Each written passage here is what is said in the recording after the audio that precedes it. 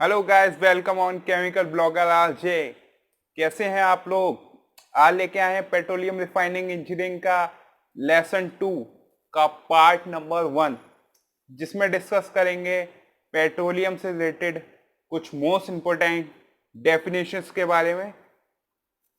तो ये डेफिनेशन जानने से पहले पेट्रोलियम की एक प्रॉपर्टी है जिसे नॉकिंग प्रॉपर्टी बोलते हैं, उसके बारे में डिस्कस कर लेते हैं। तो हम जानते हैं कि किसी भी फ्यूल का कंबशन कराने के लिए 3 चीज़ों की रिक्वायरमेंट है। पहला होगा फ्यूल, ऑक्सीजन और सोर्स ऑफ इग्नाइशन।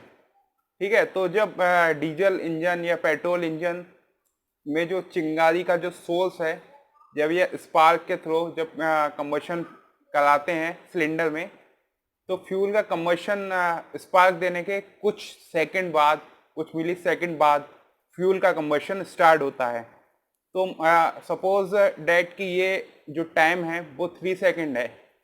3 सेकंड बाद फ्यूल का कंबशन होना है, लेकिन अगर ये कंबशन उसके कंबशन टाइम से फ्यूल के पहले हो जाए, तब क्या होगा, जो फ्यूल की एनर्जी है वो मेटेलिक साउंड में कन्वर्ट हो जाती है, जिससे क्या होगा, इंजन के सिलेंडर में बहुत ज़्यादा आवाज़ होगी।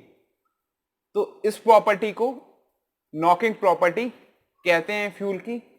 तो जो फ्यूल ज़्यादा मेटेलिक साउंड प्रोड्यूस करता है या जिसकी नॉकिंग प्रॉपर्टी ज़्यादा होती है, वो अच्छा फ्यूल नहीं माना जाता। तब इस प्रॉपर्टी को कम करने के लिए इसमें एंटी नॉकिंग एजेंट मिलाए जाते हैं, जैसे कि टेट्रा एथिल लेड इसमें एंटी नॉकिंग एजेंट के रूप में मिलाया जाता है। मोस्टली 1 लीटर फ्यूल में 0.15 ml TEL tetra ethyl lead और एथिलीन ब्रोमाइड का मिश्रण मिलाते हैं। ठीक है, तो ये हुआ नॉकिंग प्रॉपर्टी के बारे में। ठीक है, अब बात करेंगे ऑक्टेन नंबर क्या होता है। तो हमने जान लिया कि नॉकिंग प्रॉपर्टी क्या होती है। तो जिस भी फ्यूल का जो नॉकिंग प्रॉपर्टी शो करता है, उसकी नॉकिंग प्रॉपर्टी ऑक्टेन नंबर के में प्रदर्शित की जाती है। मतलब जिस फ्यूल का ऑक्टेन नंबर जितना अधिक होगा, उसकी नॉकिंग प्रॉपर्टी भी उतनी ही अधिक होगी। तो सपोज डेट अगर एग्जाम्पल के थ्रू हम लें, तो आइसो ऑक्टेन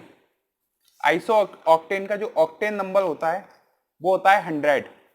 तो इसका मतलब ये हुआ कि आइसो ऑक्टेन के जो नॉकिंग प्रॉपर्टी है वो सबसे अधिक होगी, और एन हेप्टेन का ऑक्टेन नंबर होता है 0, तो इसकी नॉकिंग प्रॉपर्टी भी बहुत कम होगी। तो मतलब ये अच्छा फ्यूल माना जाएगा।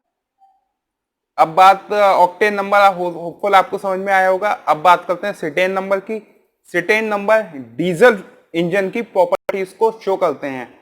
ठीक है, तो जैसा कि मैंने बताया कि जब हम चिंगारी देते हैं इंजन के सिलेंडर में, तो फ्यूल का कंबशन तुरंत स्टार्ट नहीं होता। जैसे कि आप अपनी बाइक स्टार्ट करते हैं तो सेल्फ का यूज करते हैं या किक मारते हैं, तो उसके कुछ सेकंड बाद आपकी बाइक स्टार्ट होती है। तो ऐसे ही जब हम डीजल इंजन की बात करते हैं, तो चिंगारी देने के बाद, सेल्फ देने के बाद जो फ्यूल का कंबशन स्टार्ट होने में जो टाइम नॉर्मली लगता है, अगर वो टाइम उससे अधिक लग रहा है तो इसे इग्नाइशन डिले कहेंगे। ठीक है, तो अगर कोई आपका इंजन डीजल इंजन ऐसा है जिसमें ये इग्नाइशन डिले का टाइम बहुत अधिक है, तो वो इंजन अच्छा नहीं माना जाता। और इसकी डीजल इंजन की इस प्रॉपर्टी को सिटेन नंबर के द्वारा प्रदर्शित किया जाता है। तो जो सिटेन होता है उसका जो ये सिटेन नंबर होगा वो 100 होता है, यानी कि ये इसका कंबशन डीजल इंजन में सबसे पहले हो जाता है। और दूसरा होता है अल्फा मेथिल नैप्थलीन। इसका जो सिटेन नंबर होता है वो 0 होता है, यानी कि ये डीजल इंजन में इसका जो कंबशन का टाइम है वो सबसे ज्यादा अधिक होता है, तभी ये अच्छा नहीं माना जाता है डीजल इंजन के लिए। अब बात करेंगे कुछ पॉइंट और कुछ और अदर्स डेफिनेशंस की, जिनका जिनका अभी पेट्रोलियम में बहुत ज़्यादा महत्व है। तो उसमें से पहली डेफिनेशन है फ्लैश पॉइंट। ठीक है। तो फ्लैश पॉइंट का यूज हम जो ऐसे पदार्थ होते हैं, ऐसे फ्यूल होते हैं या ऐसे जो कम्बस्टेबल मटेरियल होते हैं, उनको स्टोर करने में, उनको ट्रांसपोर्ट करने में फ्लैश पॉइंट का बहुत ज़्यादा महत्व है। तो जानेंगे फ्लैश पॉइंट की सबसे पहले डेफिनेशन। तो फ्लैश पॉइंट वह मिनिमम टेम्परेचर है जिस पर फ्यूल की वेपर्स और ऑक्सीजन का मिक्सचर, फ्यूल की वेपर और ऑक्सीजन का मिक्सचर इनफ्लेमेबल रहता है। मतलब फ्लैश पॉइंट वह मिनिमम टेम्परेचर है, अगर हम फ्यूल की वेपर्स और ऑक्सीजन को मिक्सचर उस टेम्परेचर के नीचे रखें तो उसमें आग नहीं लगेगी, वो जलेगा नहीं। ठीक है। इंडिया में ये टेम्परेचर 43 डिग्री सेंटीग्रेड होता है। मतलब अगर हम 43 डिग्री सेंटीग्रेड के नीचे कोई भी ऐसा मटेरियल जिसमें आग लग सकती है उसको स्टोर करें और उसका टेम्परेचर 43 डिग्री सेंटीग्रेड से नीचे रहे तो वो आग नहीं पकड़ेगा। तो इसका यूज जो फ्यूल मटेरियल होते हैं उन्हें स्टोर करने में किया जाता है। ठीक है। अगली डेफिनेशन है आपकी स्मोक पॉइंट। तो स्मोक पॉइंट जानेंगे क्या होता है। तो स्मोक पॉइंट वह मैक्सिमम हाइट है mm में।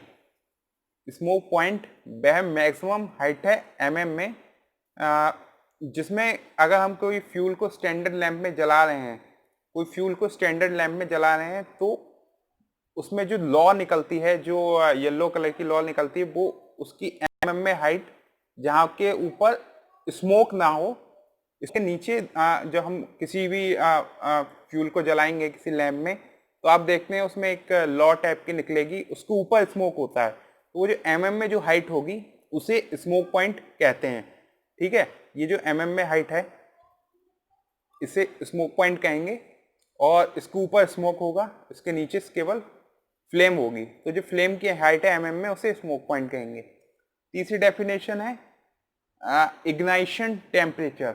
इग्नाइशन टेम्परेचर क्या होता है। तो इग्नाइशन टेम्परेचर वह टेम्परेचर है, जैसे फ्लैश पॉइंट हुआ, फ्लैश पॉइंट वह मिनिमम टेम्परेचर है जहाँ पे फ्यूल की वेपर्स और एयर का मिक्सचर कंबस्टेबल नहीं होता है, इनकम्बस्टेबल कंडीशन में रहता है। और इग्नाइशन टेम्परेचर पे ये फ्यूल की वेपर्स और ऑक्सीजन का मिक्सचर का कंबशन स्टार्ट हो जाता है।